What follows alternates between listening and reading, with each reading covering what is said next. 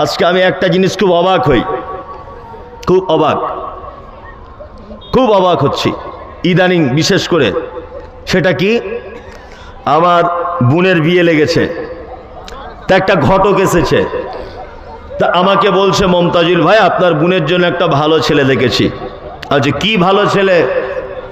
তা বলছে ছেলেটা গাঁটের উপরে কাপড় পরে, মুখে দাঁড়িয়ে আছে, আর সুন্নতি পোশাক পরে, হারাম হালাল বেচে খায়, কিন্তু ছেলেটা ফুচকার ব্যবসা করে।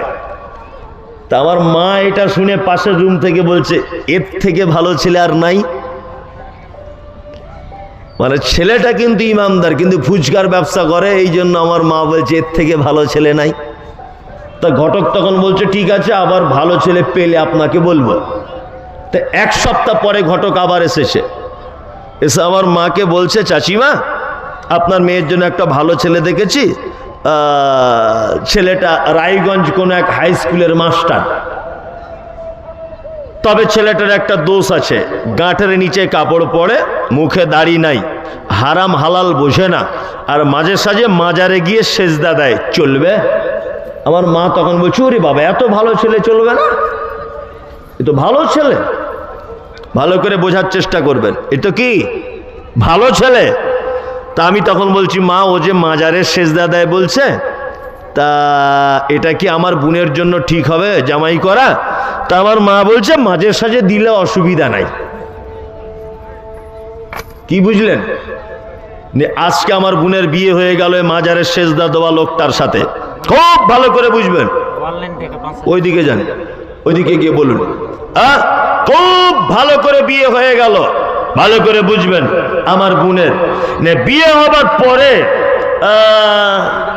আল্লাহ তাআলা আমার ব্যাপারে বলছেন মা কানা লিন-নাবিয়্যি ওয়াল্লাযিনা আমানু আইয়াস্তাগফিরু লিল মুশরিকিন।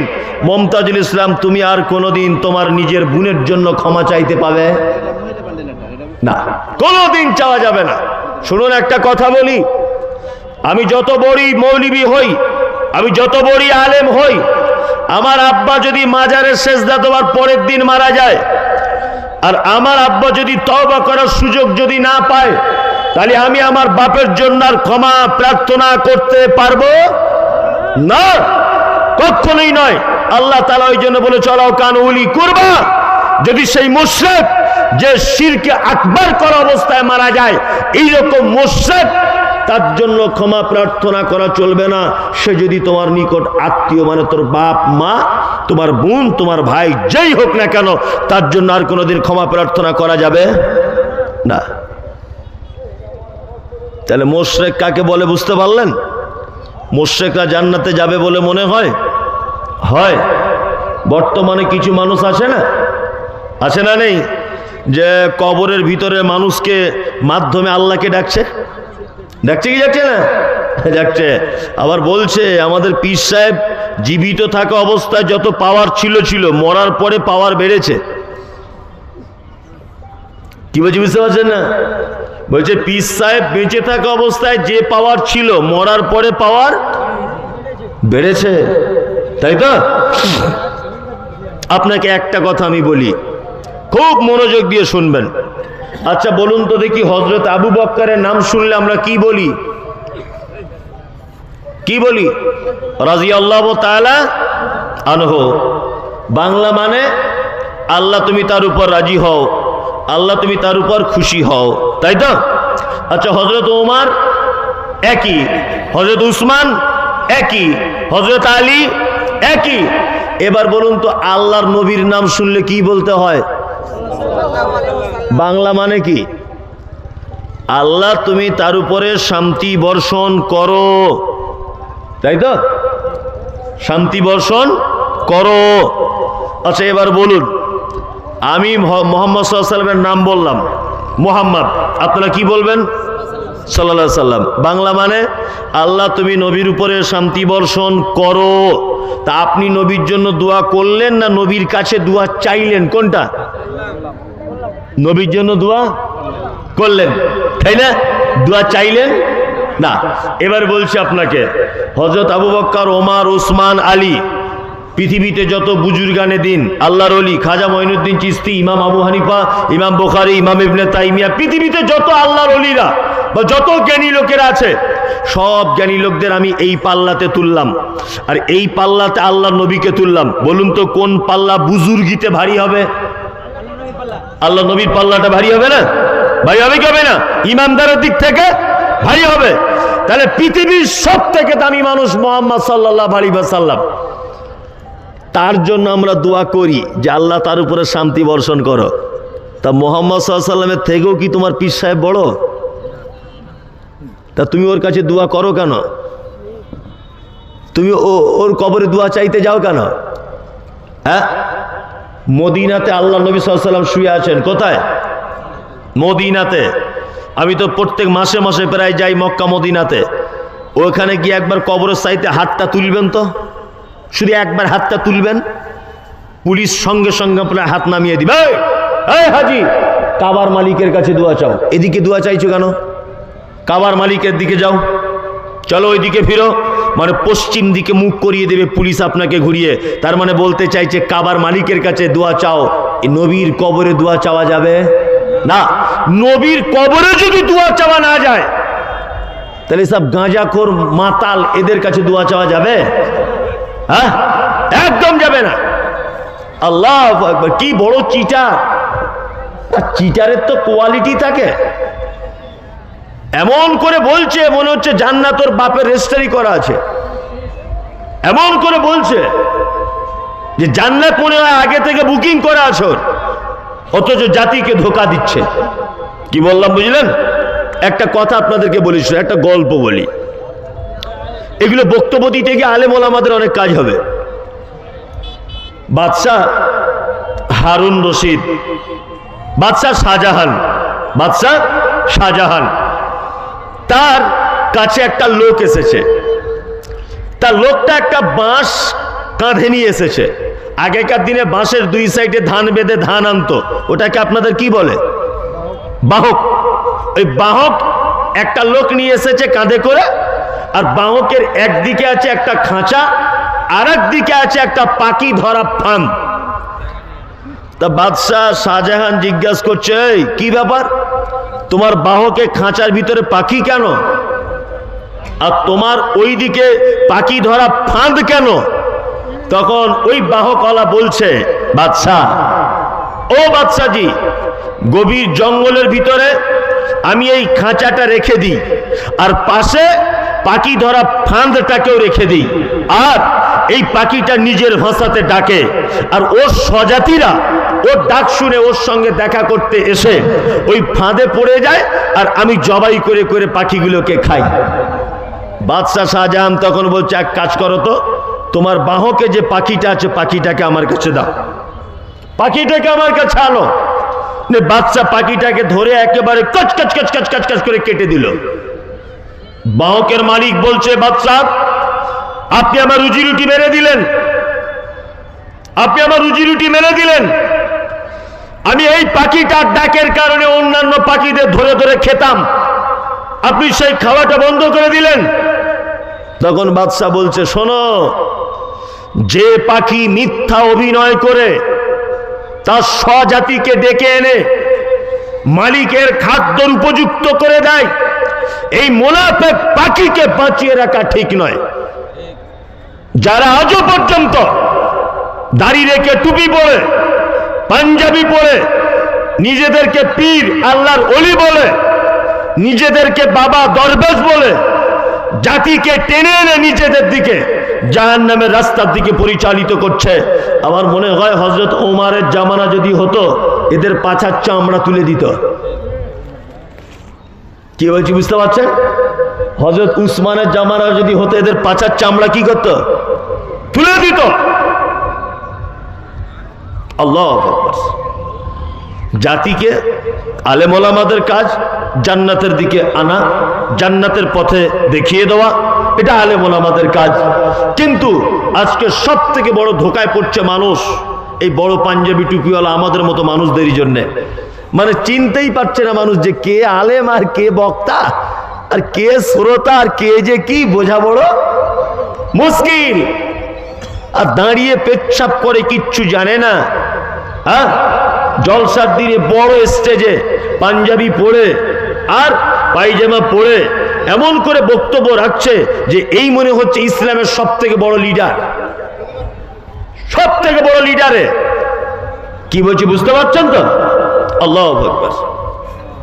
আর সব থেকে বড় যে জায়গাটা সর্বনাশ হচ্ছে সেটা কি জানেন তো? বিজেপি যেমন কিছু ধর্ম না জানা মানুষকে নিয়ে রাজনীতি করছে, বিজেপি সরকার, শুভেন্দু অধিকারী, যারা ধর্ম টর্ম বুঝে না তাদেরকে নিয়ে বিশাল হিন্দু দরদ দেখাচ্ছে। অরিজিনাল যারা হিন্দু, অরিজিনাল যারা সনাতনী বা হিন্দু ধর্মগ্রন্থ পড়ে যারা হিন্দু হয়েছে, তারা কোনোদিন মুসলিম বিদ্বেষী হতে পারে না। কি বললাম বুঝলেন না? তারা মুসলিমদের সঙ্গে সম্প্রীতি বজায় রেখেই চলতে চায়। কিন্তু যাদের ধর্মীয় জ্ঞান নেই, ধর্মের আবেগ নিয়ে যারা চলে, এই এদের মতো অশিক্ষিত কিছু হিন্দুদেরকে নিয়ে শুভেন্দু অধিকারী যেমন রাজনীতিতে নেমেছে, ঠিক তেমন পশ্চিম বাংলায় কিছু ধর্ম না জানা যুবক, মূর্খ, অশিক্ষিতদেরকে নিয়ে ঢাল হিসাবে ব্যবহার করে মুসলিম কিছু রাজনৈতিক নেতা বর্তমানে মুসলিমদের ব্যাপারে বিভাজন সৃষ্টি করছে এবং সাম্প্রদায়িক দাঙ্গা লাগাবার জন্য উঠে পড়ে লেগেছে। আর তাদের সাপোর্ট করছে কারা? না জানা ধর্মগ্রন্থ কিছু ধর্মীয় মুসলিম নামধারী, ধর্মের কিচ্ছু বোঝে না, ইসলামের কিচ্ছু বোঝে না, তারা লেগেছে। আমি অবাক হয়ে যাই, অবাক। আচ্ছা, মুহাম্মদ সাল্লাল্লাহু আলাইহি ওয়াসাল্লাম মক্কায় কত বছর ছিলেন? মক্কায় কত বছর ছিলেন? 13 বছর। কত বছর? আল্লাহ নবী সাল্লাল্লাহু আলাইহি ওয়াসাল্লাম মক্কায় ছিলেন 13 বছর। বেঈমান মুশরিকদের অত্যাচারের শিকার হচ্ছেন সাহাবীগণ। আল্লাহ নবী সাল্লাল্লাহু আলাইহি ওয়াসাল্লামকে সাহাবীরা এসে বলছেন, আল্লাহ নবী, মক্কায় আমাদের উপরে এত অত্যাচার, আমরা অত্যাচার সহ্য করতে পারছি না, আপনি দয়া করে আমাদের জন্য দোয়া করুন। আল্লাহ নবী সাল্লাল্লাহু আলাইহি ওয়াসাল্লাম তিনি বলেছিলেন, শোনো, আমাদের আগে যারা চলে গেছে বনি ইসরাঈলদের, তাদের নবীদেরকে ধরে হত্যা করা হয়েছে, তাদের উম্মতদেরকে এত কষ্ট দেওয়া হয়েছে, কড়াতে করে তাদের মাথা একেবারে চিরে দেওয়া হয়েছে। তারা এত কষ্টের পরেও যদি তারা নিজেদের দিনের উপরে টিকে থাকতে পারে, তাহলে এক কাজ করো, মক্কায় সামান্য অত্যাচার হচ্ছে, এই সামান্য অত্যাচারের জন্য তোমরা অসহ্য বোধ হয়েও না, তোমরা পিছিয়ে যেও না, হীনম্মন্যতায় ভুগো না। আল্লাহ চাইলে এই প্রতিবন্ধকতার ভিতর দিয়েই, এই জুলুমের ভিতর দিয়েই, এই অত্যাচারের ভিতর দিয়েই আমাদের সোনালী দিন ফেরত আসবে। আল্লাহ নবী সাল্লাল্লাহু আলাইহি ওয়াসাল্লাম দীর্ঘ 13 বছর মক্কায় ছিলেন, অত্যাচারের শিকার হয়েছিলেন, একটাও তিনি মসজিদ তৈরি করেননি। তখন মসজিদের প্রয়োজন ছিল, তারপরেও তিনি জানতেন যে মক্কাতে যদি এখন এমার্জেন্সি মসজিদ তৈরি করা হয় তাহলে মক্কায় বিশৃঙ্খলা সৃষ্টি হবে। 13 বছর তিনি একেবারে অত্যাচার সহ্য করতে না পেরে আল্লাহর ওয়াদারে যখন তিনি মদিনায় এলেন, মদিনাতে এসে প্রয়োজন হয়েছে বলে মসজিদে নববী তিনি তৈরি করেছিলেন। তার মানে বুঝতে পারা যাচ্ছে এই যে সমাজে বিশৃঙ্খলা তৈরি হবে বলে মুহাম্মদ সাল্লাল্লাহু আলাইহি ওয়াসাল্লাম পর্যন্ত 13 বছর মক্কাতে কোনো মসজিদ নির্মাণ করেননি, কোন মসজিদ নির্মাণ করেননি। আজকে আমরা প্রতিযোগিতা করছি, এই পাড়াতে একটা বড় মসজিদ, ওই পাড়াতে একটা বড় মসজিদ, এই পাড়াতে একটা বড় মসজিদ, প্রতিযোগিতা সারা ভারতবর্ষ জুড়ে চলছে। আর এই প্রতিযোগিতা আবেগে কিছু মুসলিমদেরকে ময়দানে নামিয়ে দেওয়া হয়েছে, তারা আবেগে তাদের সঙ্গে গা ভাসিয়ে দিয়েছে, নিয়ে বিশৃঙ্খলা সৃষ্টি হবার একটা সম্ভাবনা রয়েছে। ওই জন্য বলবো যে আবেগে গা ভাসিয়ে দেবেন না, ইসলামটাকে জানুন, ইসলামটাকে বুঝুন, তারপরে ধর্মীয় আবেগের দিকে গা ভাসান। তার আগে গা ভাসালে আপনার ঠকে যেতে হবে, কোনোদিন আপনি জিততে পারবেন না, কোনোদিন। সোশ্যাল মিডিয়াতে দেখতে পাচ্ছেন, ওরে বাবা, মমতাজুল ইসলাম মুর্শিদাবাদে ঢোকা যাবে না, মালদায় ঢোকা যাবে না, অমুক জায়গায় ঢুকতে দিব না, দেখছে না হুঙ্কার আসছে, না আসছে। আসলে আবেগ, আল্লাহু আকবার, আবেগ। বলছে আমি নাকি বাবরি মসজিদের বিরোধিতা করেছি। আরে কোন মুসলিম কোনদিন মসজিদের বিরোধিতা করে না। আমি মমতাজুল ইসলাম বাবরি মসজিদের বিরোধিতা করব কেন? বাবরি মসজিদের বিরোধিতা আমি করব কেন? আমি করতে পারি? আমরা বিরোধিতা করেছি সময় আর পরিস্থিতির, সময় আর পরিস্থিতির বিরোধিতা করেছি। কি বললাম বুঝলেন না? কোন সময় এখন আমরা দাঁড়িয়ে আছি? আজকে সারা ভারতবর্ষে যখন আন্দোলন চলছে এসআইআর এর, মুসলমানরা দেশের নাগরিক কিনা এই প্রমাণ করতে যখন ব্যস্ত, ওয়াকফ সম্পত্তি চলে গেল এই নিয়ে যখন আমরা ব্যস্ত, এনআরসি নিয়ে যখন ব্যস্ত, ডিটেনশন ক্যাম্প নিয়ে যখন ব্যস্ত, নিজেদের অস্তিত্ব টিকিয়ে রাখার লড়াই চলছে, আর এর মাঝখানে হঠকারিতা একটা সিদ্ধান্ত করে নেওয়া, এটা তো ঠিক নয়। ঠিক নয়, কখনোই ঠিক নয়।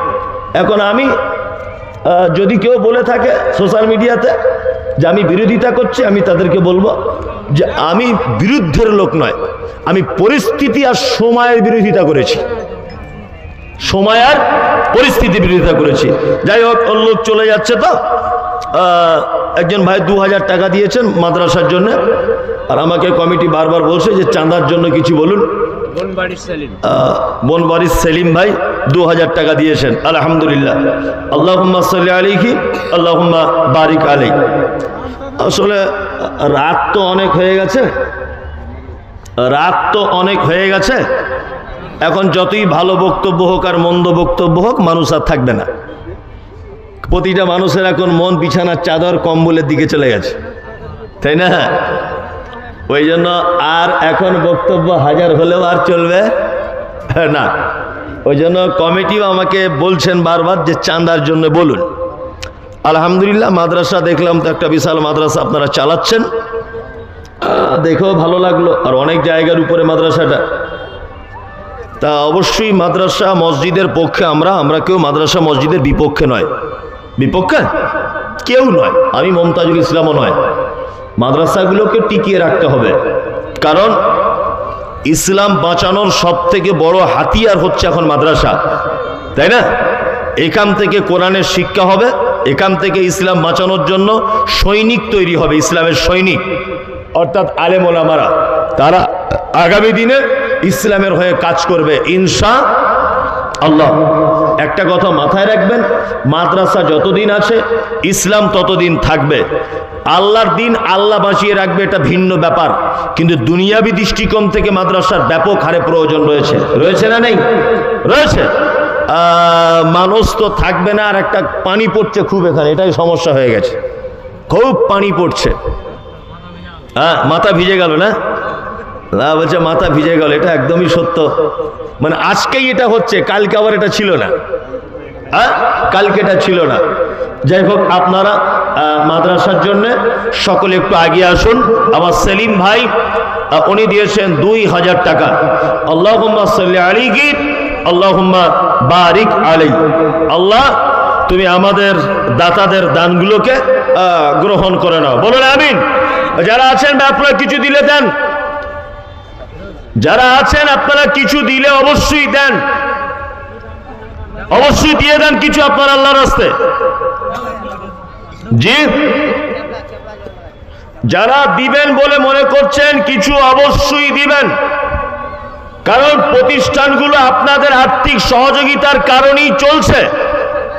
একজন ভাই 50 টাকা দিলেন, আপনি 20 টাকা হলেও এখানে আনুন, আপনি 10 টাকা হলেও এখানে আনুন, কোনো সমস্যা নেই। জি, আনুন। ও, এটা তোমার, তুমি দিয়ে দিলে খুলে, আর পড়বে না। একজন একটা চাঁদির আংটি দিয়েছে। আল্লাহুম্মা সাল্লি আলাইহি আল্লাহুম্মা বারিক আলাইহি। আল্লাহ তুমি তার দানকে গ্রহণ করে নাও, বলুন আমিন আমিন। যারা এই তোমাদের এখনো হলো না, তোমরা লিয়ে নাও, হয়ে গেছে তো একদম। ওরা তো ওইগুলি খুঁজছিল।